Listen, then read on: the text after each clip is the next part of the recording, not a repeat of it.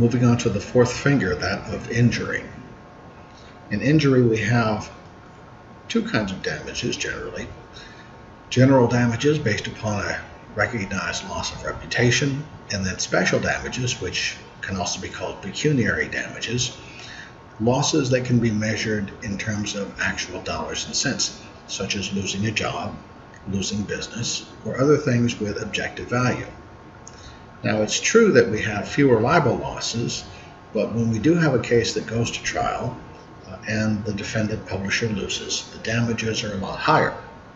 One of the reasons that we have fewer libel losses is because defendant publishers will frequently settle cases rather than risk what a jury might do to them. Factors and awards, well, sympathetic plaintiffs, because defendant publishers are usually writing about three kinds of people. One, people who are bad criminals in criminal cases. Or two, people who have accomplished something in their towns. They occupy positions of power and respect. And then again, three, people who by happenstance come into the public purview. Now, while the plaintiffs can be sympathetic, we generally don't look very well in court. Sometimes we've been discussed as root weevils, or as Winston Churchill once said, we are the idiots who fill in the blank spaces between the advertisements. Since many of our publications are owned by corporations, what will happen is it's no longer the hometown newspaper, television station, or radio station. It's now some corporation, faceless, nameless, frequently referred to as being soulless. And so they become very unsympathetic in the eyes of jurors. Then we also have a problem with the converse, juries who believe that we are doing a great job. And when we fall down on the job and libel someone, they will sometimes feel that they've been betrayed. And once they've been betrayed, they are willing to write a really big check for the plaintiff. Now, the section on injury is very brief because we don't have to worry about that. Injury is the province of the lawyers. When you get your test questions on libel, don't worry about injury because that's something that's going to be handled by people at an entirely different pay grade. But we can move on to fault, which is especially important for us. The First Amendment requires that the plaintiff prove the defendant publisher was at fault. There can be no liability without showing that degree of wrongdoing. And in fault, we have two flavors. One is negligence, the other one is actual malice. Negligence is doing something that a reasonable person would not have done, or not doing something that a reasonable person would have done. In terms of our class, if you get it wrong, you are negligent. And negligence is easy to prove. Remember, we don't go to court until the plaintiff has demonstrated that our publication is false and wrong. Well, if it's false and wrong, somebody knows the truth. And in a trial, some years after the publication, the plaintiff's lawyer will be able to show how the defendant publisher could easily have known the truth. So in negligence cases, the moment you've gotten it wrong, you've established fault.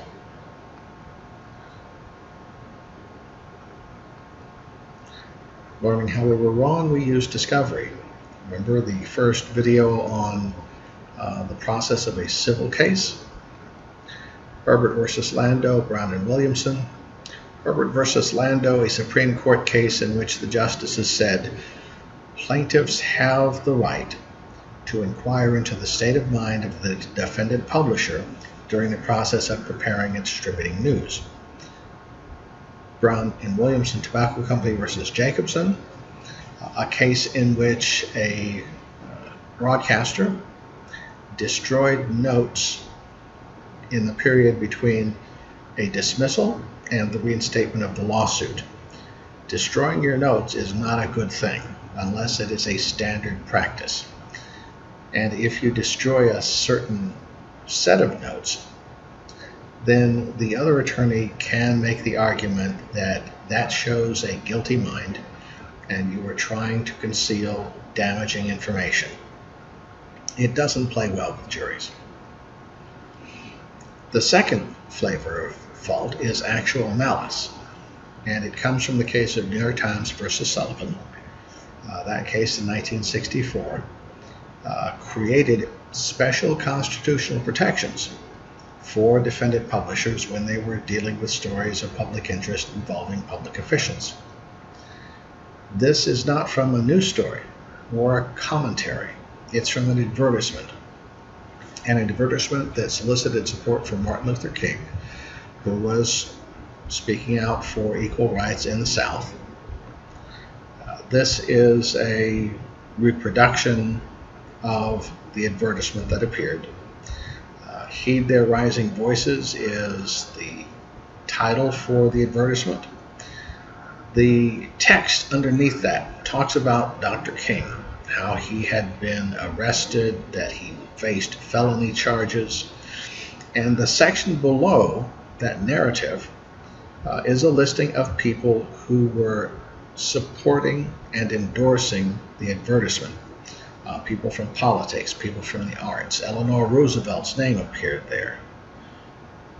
And there's the little cutout section at the bottom where people could commit resources to help the fight for equality in the South. Now, the advertisement talked about a protest in the city of Montgomery. Black students at a college protested for equal rights, and the advertisement said that police officers from Montgomery ringed the campus and that they were all armed with shotguns. It said some other things, such as they padlocked the dining hall in an attempt to starve the students into submission, that everybody on campus participated in the protest, and that the students sang "My Country 'Tis of Thee" on the steps of the library as part of their protest. L.B. Sullivan was commissioner of police in Montgomery. He was a city commissioner in charge of public affairs. After the advertisement ran, several lawyers went to see L.B. Sullivan and showed him the ad, which he hadn't seen before, and said, "Do you realize this is a criticism of the police department? By talking about the police ringing the campus armed with shotguns, they are saying that the police were out of hand. And as the person who is in charge of the police department, that damages your reputation. We'd like to represent you in a lawsuit against the New York Times." And Mr. Sullivan said, "All right, we can do that." An Alabama trial court fines for Sullivan, awards him $500,000, which was the maximum allowable by Alabama state law at the time. The Alabama Supreme Court upholds the verdict.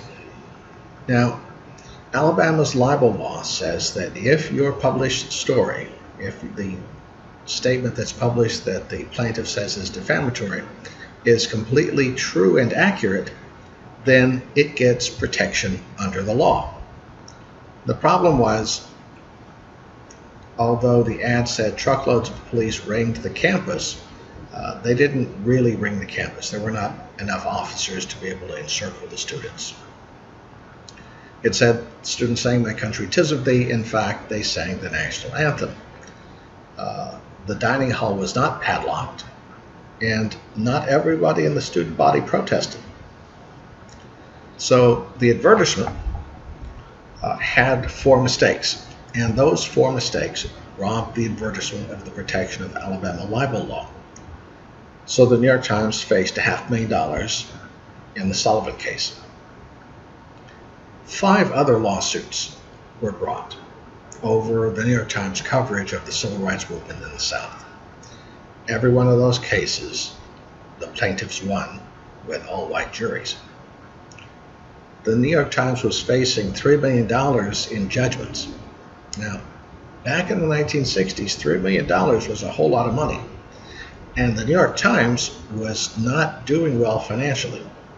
And there was a question about whether the New York Times could survive having to pay these judgments.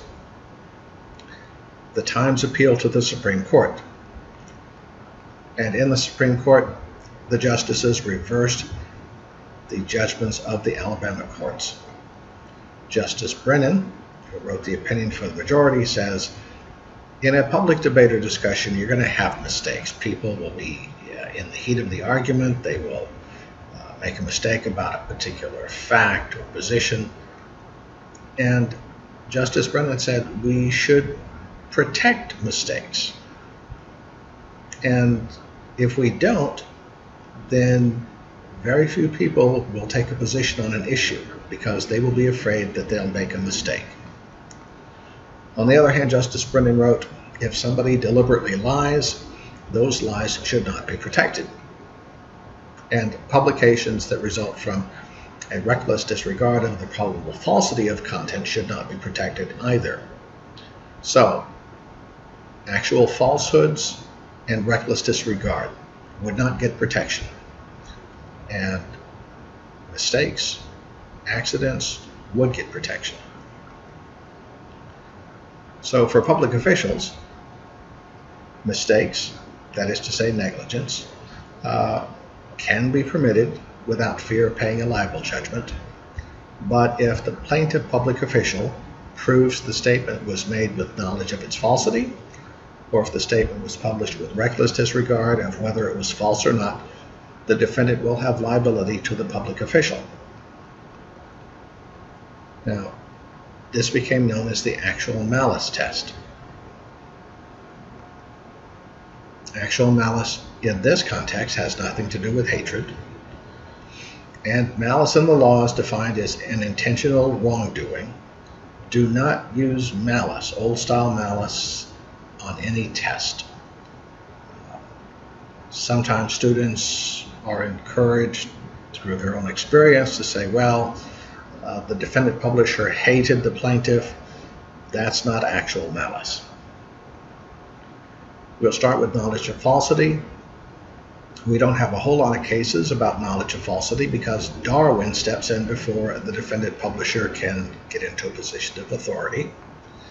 But Schermerhorn versus Rosenberg, we've got a case in which a newspaper publishes a story.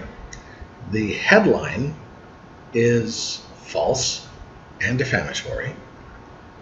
There's nothing in the story about the headline, so you'll remember that in the Franklin case, we said we would read the headlines along with the body copy, and if the body copy would sanitize the headline, then the headline wouldn't be defamatory. But here you've got a defamatory headline, but there's nothing in the story that can help explain or provide context for the headline, so the headline is going to have to stand on its own. We don't have a whole lot of these. If we do have a knowing falsity case, as soon as everybody realizes what has happened through discovery, they get settled. That leaves us with reckless disregard. It's a subjective test, and it's a subjective test based upon the publisher's awareness.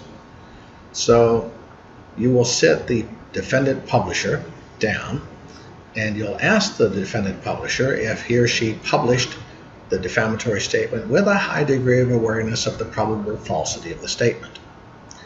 And of course, you know that just like anybody else, the defendant publisher will say, no, I didn't have any awareness of the probable falsity of the statement. I thought it was completely true.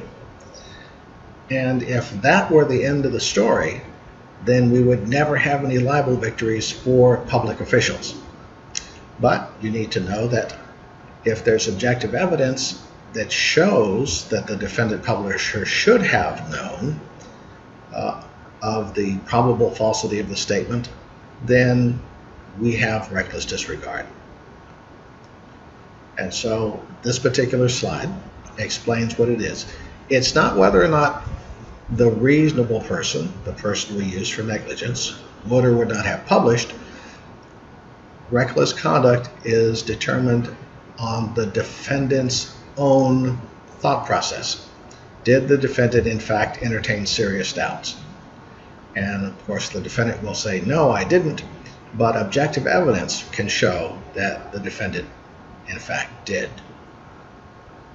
It can be hard to define, it can be hard to get to. So we have, generally speaking, 4 types plus 1 of behavior that have been found to show reckless disregard. The first is reliance on sources who are not believable or who are used despite their known biases.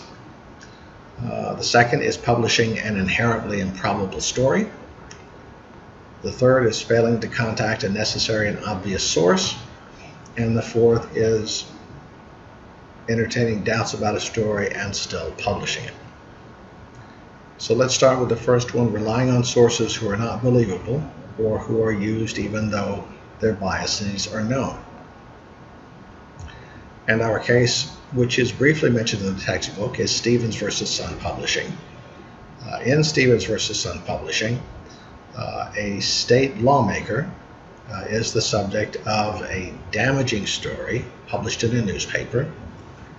The sole source for the story is the state lawmaker's former sister-in-law, a woman who was married to the state lawmaker's brother, who was a convict and not particularly nice guy. His ex-wife hated her ex-husband and hated her former brother-in-law. And this bias, this animus, was pretty widely known. So when a reporter did an investigative story on the state lawmaker and chose to rely upon the former sister-in-law, people said to him, "Don't you realize that she hates her ex-brother-in-law and will say anything to get back at him?" The reporter still solely relied on the ex-sister-in-law, and that conduct was enough to establish reckless disregard because of the reliance on the source who was biased. We also have Curtis Publishing versus Butts, an insurance salesman who is traveling, stops at a place to have lunch. He goes to a phone booth, picks up the phone, and hears a telephone conversation between the athletic director, Wally Butts of Georgia, and Paul Bear Bryant of Alabama. George Burnett, who is the source, says Butts is giving Georgia's game plan to Bryant so that the Alabama team, Roll Tide, can beat Georgia. So Bama beats Georgia. The Saturday Evening Post hears about this and does a story with the headline, "The Story of a College Football Fix." Butts sues and wins $60,000 in actual damages and $3 million in punitive damages, having established that there was actual malice on the part of Curtis Publishing. So here are things that Curtis Publishing did wrong. The source was on probation for writing bad checks. So the reliability of the source is in question. A friend of the source who was traveling with him and was present when he tried to make a phone call was not interviewed as to what the source said at the time that he purportedly heard the phone conversation. The reporter assigned to the story was not an expert in football. They didn't look at the game films to see if what Butts reportedly told Bryant actually happened. There was no check on whether or not Alabama had changed its game plan, and a review of the source's notes by experts showed that these, quote, tips were either obvious or of no value in preparation for the game. So, the whole process showed that the Curtis Publishing Company, publisher of the Saturday Evening Post, had used sources that were not reliable, both the insurance salesman and the reporter, and they also failed to check with people who understood football. Second is publishing an inherently improbable story. Hunt versus Liberty Lobby, not in this edition of the textbook. It will be restored in the 14th. But ex-CIA agent E. Howard Hunt, who was one of the Watergate burglars, Liberty Lobby, a publication of John Birch Society, reported that he was going to be framed by the CIA for the assassination of President Kennedy back in 1963. A big part of the story was that Hunt would have to be in Dallas when Kennedy was killed. But Liberty Lobby admitted that it knew Hunt was not in Dallas on the day of the assassination. So if he wasn't in Dallas, then the story of his framing by the CIA was inherently improbable. That's reckless disregard. Prozoralik versus Capital Cities ABC. The FBI is investigating the kidnap and beating of a man in upstate New York. Reports said that the case was tied to organized crime and that the victim was a restaurateur. Channel 7 in Buffalo, the TV news staff was talking about the case, and John Prozoralik's name came up. He was a restaurateur in upstate New York. The news anchor says she called the FBI and said, John Prozoralik, he is the kidnap victim. And the anchor said that the FBI agent that she talked to told her, you can go with that unless I call you back.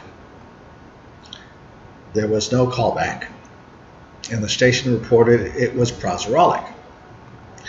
Well, Prozoralik called the station, his lawyer called the station. They both said, it's not me. The anchor called the FBI, who said, it's not Prozoralik.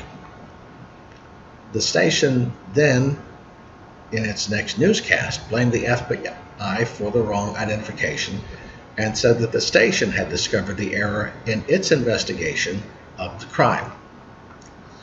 A rival broadcast had already broadcast the name of the real victim before the anchor made her call to the FBI. So Channel 7 didn't really cover itself with glory. Prozoralik sued the station because he said being linked to the mob and being identified as a victim of a crime connected with mob activities was damaging to his reputation. At trial, the anchor testified that the FBI agent she spoke to identified Prozoralik as the victim of the crime. The agent was called, and he said, I never said any such thing.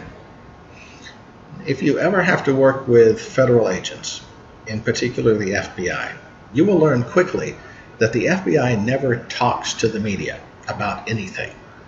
In fact, the Office of Professional Responsibility can sanction FBI agents. They can even be fired or prosecuted for divulging information about an ongoing investigation.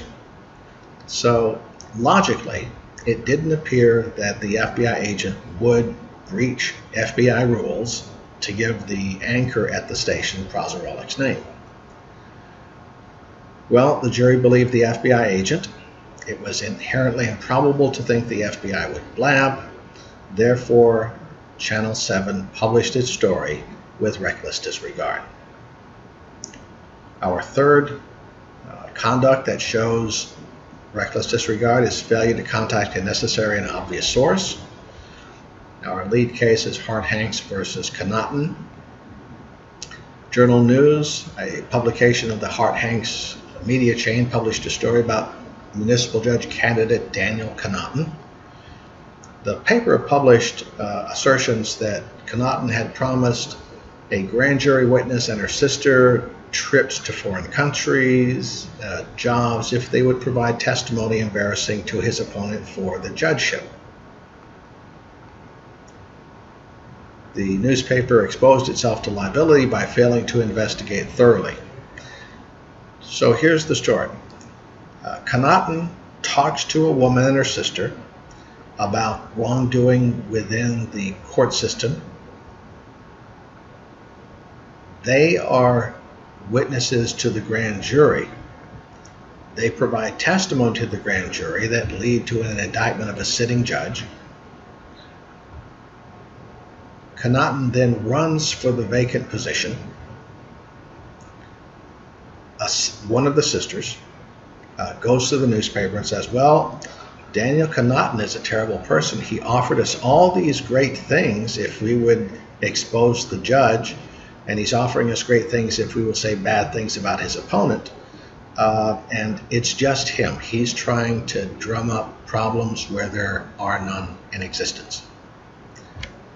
Now here's the key. When Connaughton sat down and talked to the two sisters. They had a tape recorder running, and the tape recorder recorded the entire conversation. The sister who went to the newspaper took a copy of that tape and gave it to the reporter. At the same time, she said, well, you have to understand that a lot of this was not said on tape, but it was kind of a nudge or a wink, and you just kind of knew from his expression what he was doing. The newspaper put the tape in a drawer, went back to work on his story. He interviewed Connaughton, who denied everything. He had interviewed the sister, who said, no, Connaughton's a terrible person. And the story was based chiefly upon the sister's claim about Connaughton's bad behavior. He sued. Because he was a candidate for public office, he had to prove actual malice. And he was able to prove that the story in the newspaper was wrong and false and damaging to him. Then it came to fault. And in discovery, having known about this audio tape that the sister had given to the reporter, they asked, where is this tape? Produce this tape.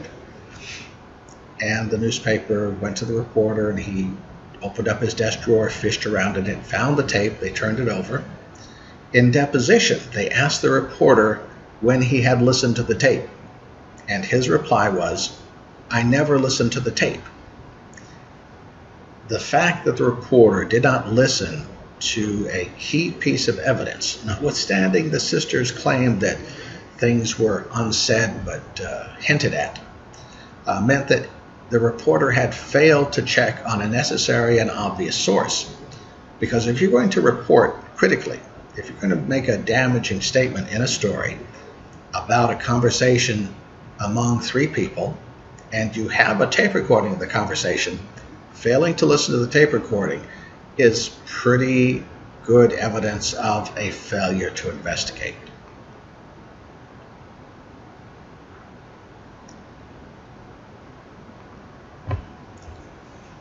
So, when you're out there, even though you have a good story, be sure you have checked all the facts before you go to press.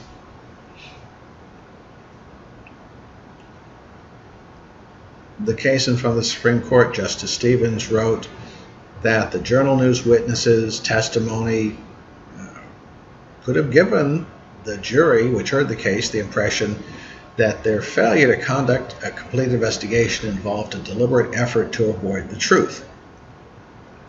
Now, that's the key to this. It is the equivalent of willful blindness, a failure to contact a necessary and obvious source.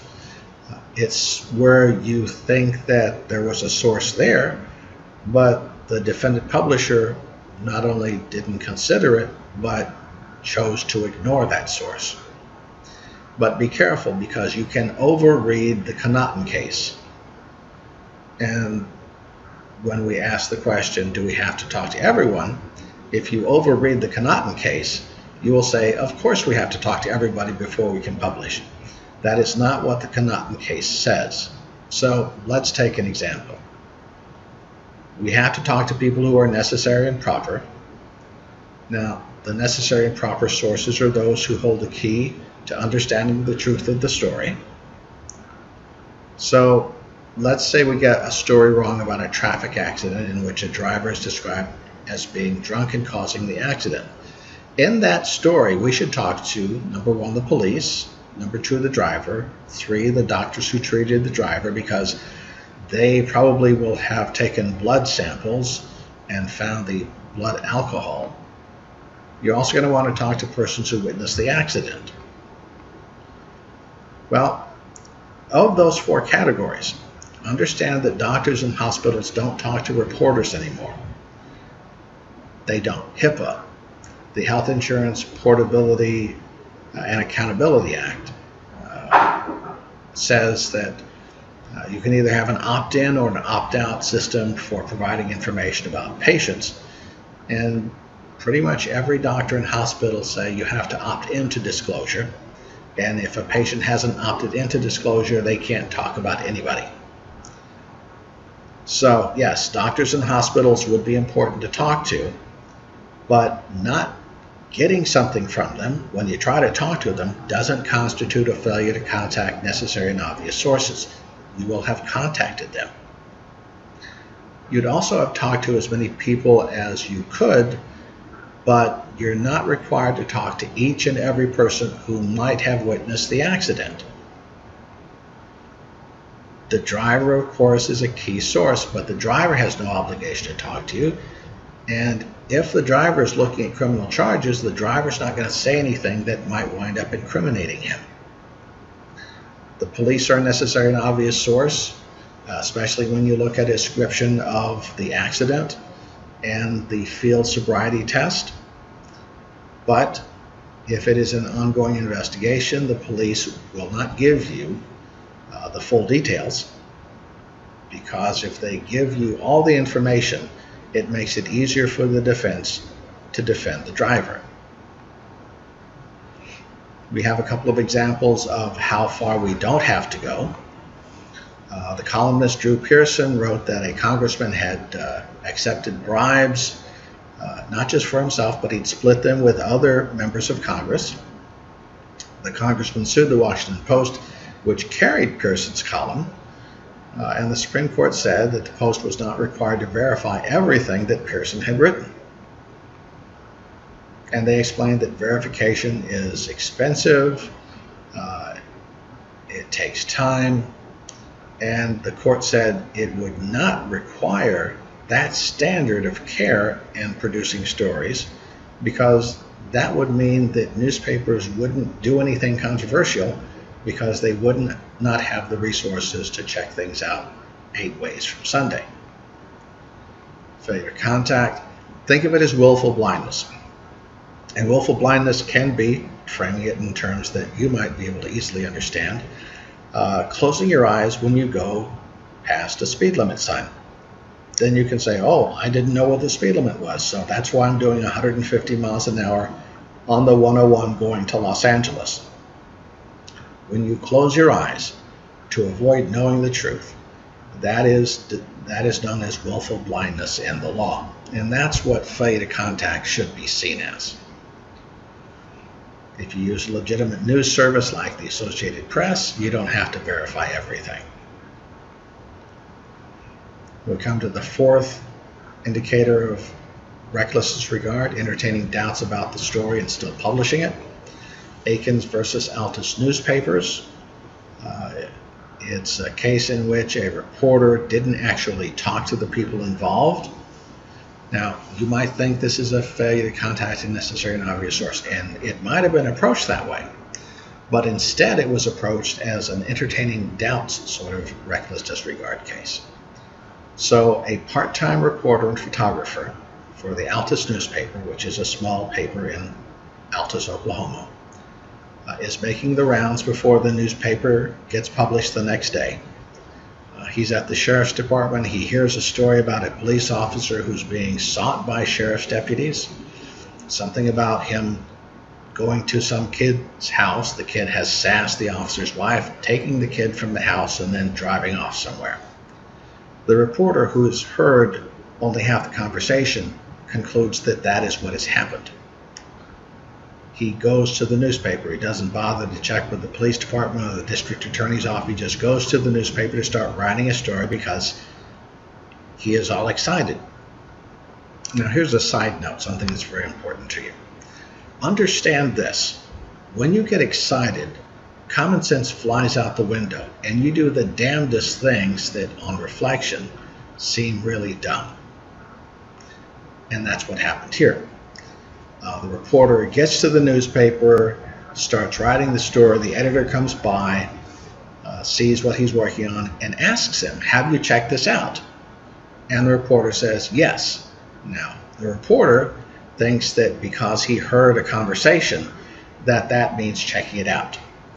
When the editor asked if he checked out the story, that means, did you go to the police department and the DA's office as well? But the editor leaves it at have you checked this out, and accepted the reporter's answer of yes. The reporter finishes the story. The editor is going through the story. The publisher comes in, sees what's going on, and asks the editor, have we checked this out? And the editor replies, yes, because she's relying upon the reporter's reply of yes when she asked the question. Now, the publisher was thinking, in asking the editor if we've checked this out, have they talked to the highway patrol? Have they talked to the police officers, supervisor? Have they talked to the district attorney, people in the mayor's office? But the editor is only answering yes. Because those questions were asked before the story was published, the Oklahoma courts concluded that the defendant publisher published the story even though it entertained doubts about the truth of the story. Now, the key here is not to ask if anybody's checked it out. The key here is when you ask if someone has checked it out and they say yes, you ask a follow-up question to see how they checked it out. Now, here's our 4+1 altering quotes. Altering quotes can be seen as knowing falsity, but we lump it into the reckless disregard category. Masson versus Malcolm, a case in which Janet Malcolm, the columnist, reporter, and freelancer, is sued by Dr. Jeffrey Masson over an article she did following his being fired from the Freud Institute.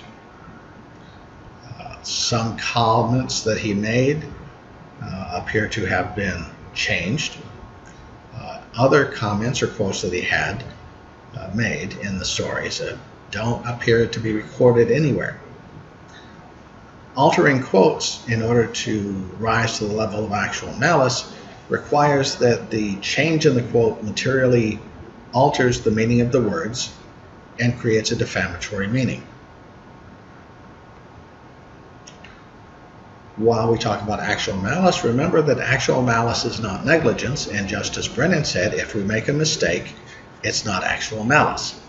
So in Glover versus Herald Company, Dolores Glover, who is a member of the city council in a city, is in a meeting with the other city council members. They're going over the budget. They come to an item that is going to be purchased for a city health clinic. And a fellow city council member by the name of Laurel Stewart says, "Oh, I know this piece of equipment. This is what the doctors used when I had my 3 abortions."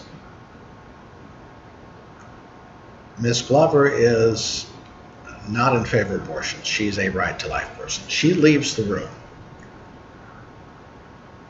Shortly after she leaves the room, a reporter from the Herald, who's been covering the budget meeting, also leaves the room.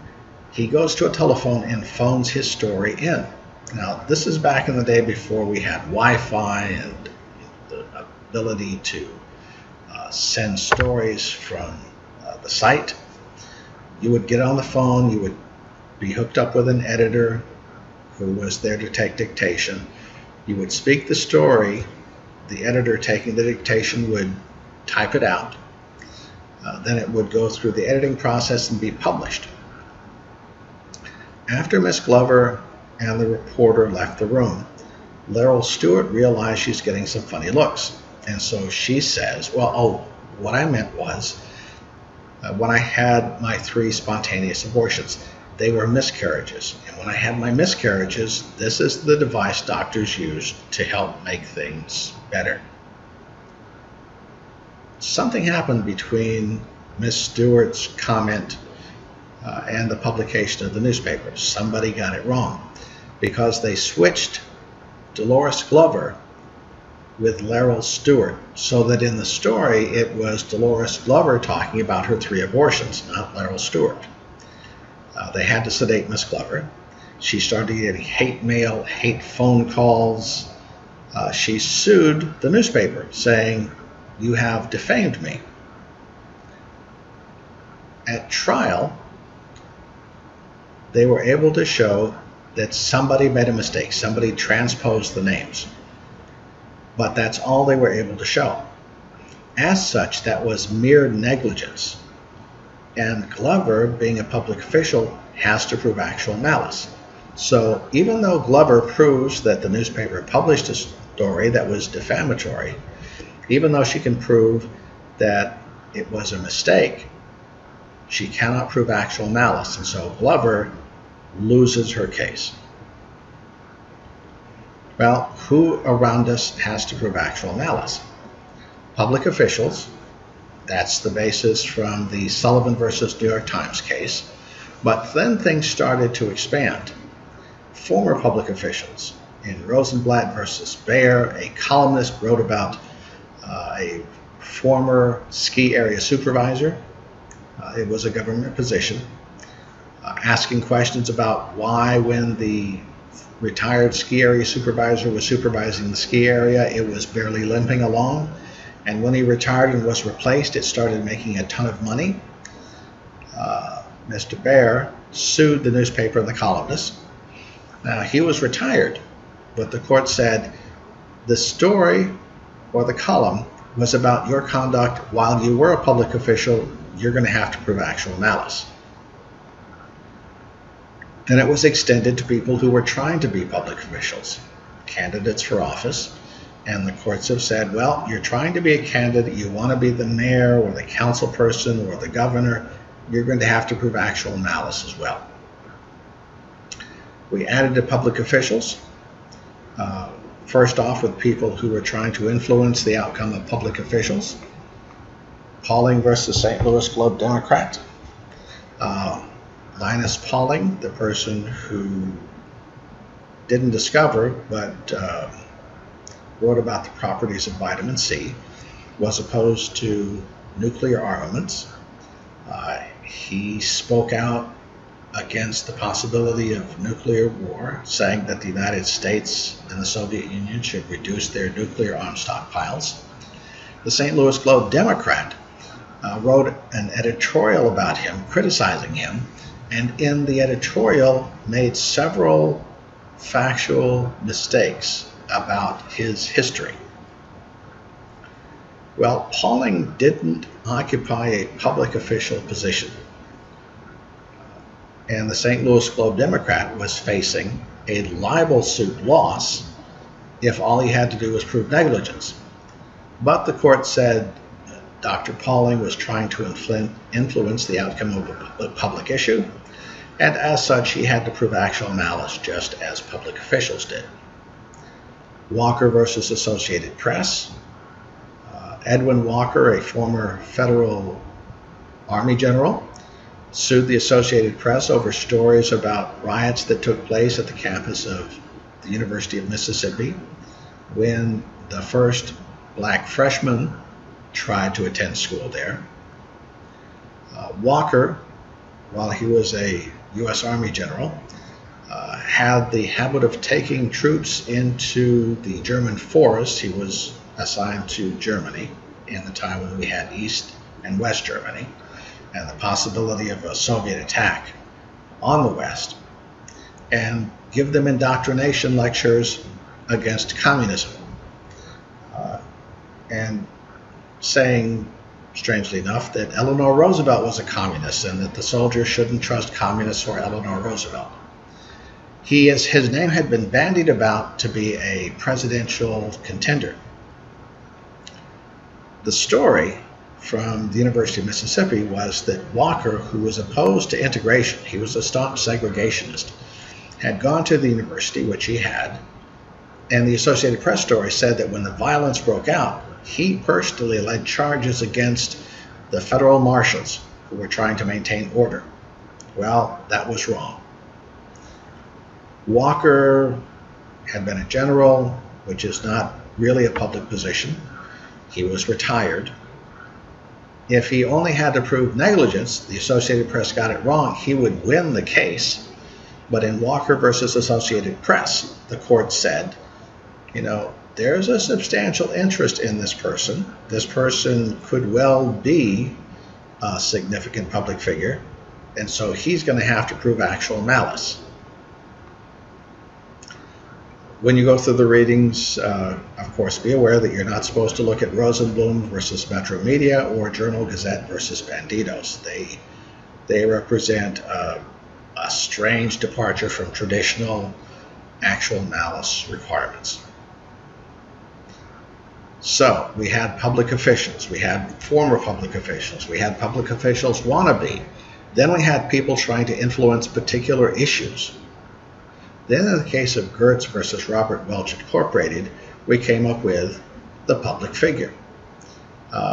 In an opinion by Thurgood Marshall, involving an attorney from Chicago and Robert Welch Inc., which is the publication arm of the John Birch Society, Justice Marshall said that we have public officials, then we have all-purpose public figures, limited-purpose public figures, involuntary public or non-public figures.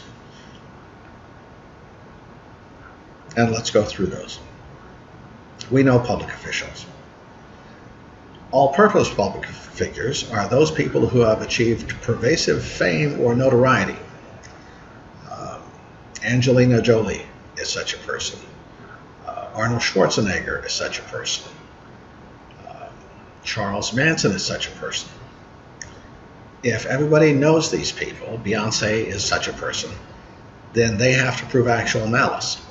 In part because they have access to the media. Let's say somebody said something unkind and untrue about you. You could call a press conference. Apart from your mom and your best friend, no one will show up. But if someone says something terrible about Beyonce, and she calls a press conference, everybody's going to show up. So she has entree into the media. So public officials and all-purpose public figures have to show actual malice. Limited-purpose public figures are those people who are trying to influence the outcome of a public issue. Fluoridation, for example. If someone is fighting fluoridation, fluoride being added to the drinking water of a particular community, then for purposes of stories about fluoridation, that person will have to prove actual malice. Then we have the involuntary public, non-public figure. Involuntary means that the person was caught up in a news event. The Sully Sullenberger event, where geese were sucked up into the engine of a commercial jetliner. He makes an emergency landing in the Hudson River. All of the passengers survive, as well as the crew. He became an involuntary public figure. And so he's going to have to prove actual malice. You can be swept up into an event.